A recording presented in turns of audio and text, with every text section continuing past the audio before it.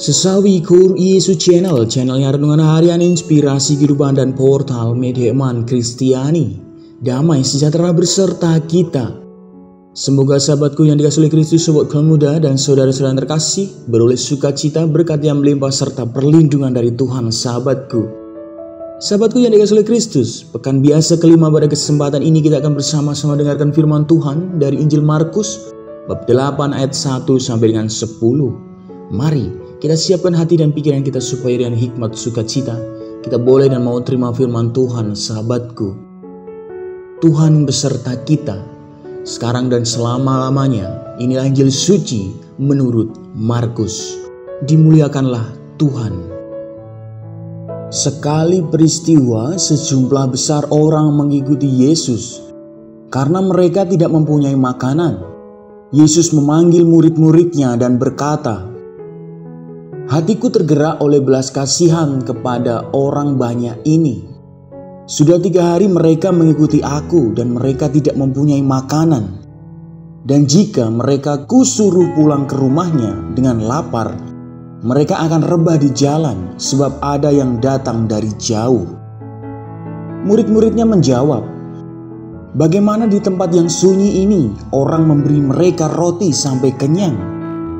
Yesus bertanya kepada mereka, "Berapa roti ada padamu?" Jawab mereka, 7. Lalu ia menyuruh orang banyak itu duduk di tanah. Sesudah itu ia mengambil ke-7 roti itu, mengucap syukur, memecah-mecahkannya dan memberikannya kepada murid-muridnya untuk dibagi-bagikan. Dan mereka memberikannya kepada orang banyak. Mereka juga mempunyai beberapa ikan. Dan sesudah mengucap berkat atasnya, ia menyuruh supaya ikan itu dibagi-bagikannya. Dan mereka makan sampai kenyang.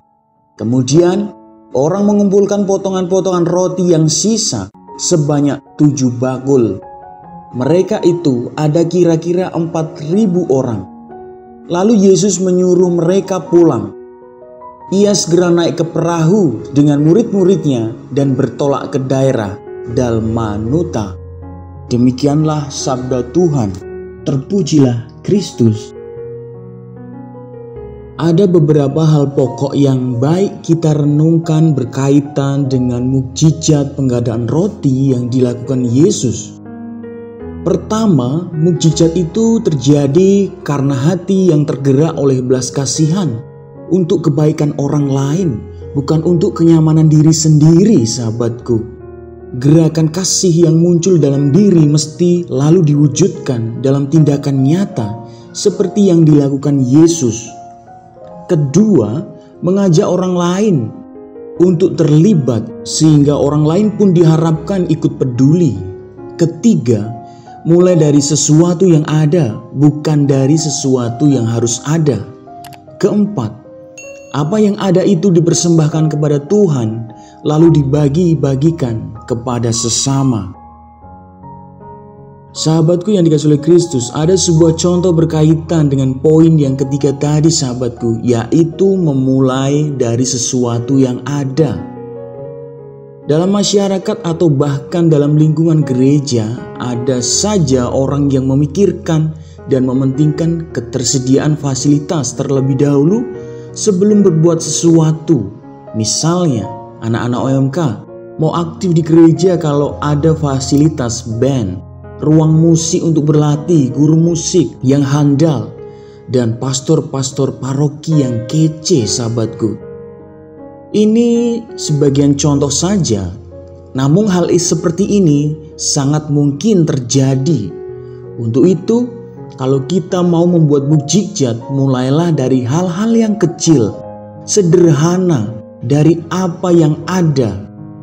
Apapun yang ada itu akan bermanfaat kalau dipersembahkan kepada Tuhan dan diarahkan kepada kebaikan sesama. Sahabatku, amin. Kemuliaan kepada Bapa dan Putra dan Roh Kudus, seperti pada permulaan, sekarang, selalu, dan sepanjang segala abad. Terpujilah nama Yesus, Maria, dan Santo Yosef, untuk sekarang dan selama-lamanya. Amin.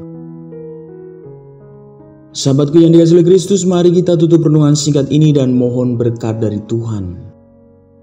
Dalam nama Bapa dan Putra dan Roh Kudus. Amin. Tuhan, semoga kami senantiasa digerakkan oleh belas kasihan kepada sesama seperti Yesus Putramu, sehingga banyak orang tersapa dengan penuh kasih. Pakailah hidup kami ya Tuhan menjadi sarana firman-Mu yang hidup, dan hidup kami semakin menjadi berkat. Amin. Kemuliaan kepada Bapa dan Putra dan Roh Kudus, seperti pada permulaan, sekarang, selalu, dan sepanjang segala abad. Terpujilah nama Yesus, Maria, dan Santo Yosef, untuk sekarang dan selama-lamanya. Amin. Dalam nama Bapa dan Putra dan Roh Kudus. Amin. Sahabatku yang dikasihi oleh Kristus, terima kasih banyak sahabatku, kita sudah bersama-sama dengarkan firman Tuhan dan renungkan bersama. Sebarkan video ini supaya banyak orang semakin terima berkat dan terima rahmat sukacita, banyak orang dipulihkan, banyak orang disembuhkan. Sahabatku, mulailah dari hal yang ada. Dari situ kita berkembang semakin baik. Hidup kita penuh berkat, hidup kita penuh sukacita, hidup kita penuh kesejahteraan. Yang gelap diberikan terang, yang buntu diberikan jalan. Sampai jumpa di renungan harian episode selanjutnya. See you later. Bye-bye. Berkah dalam Tuhan memberkati.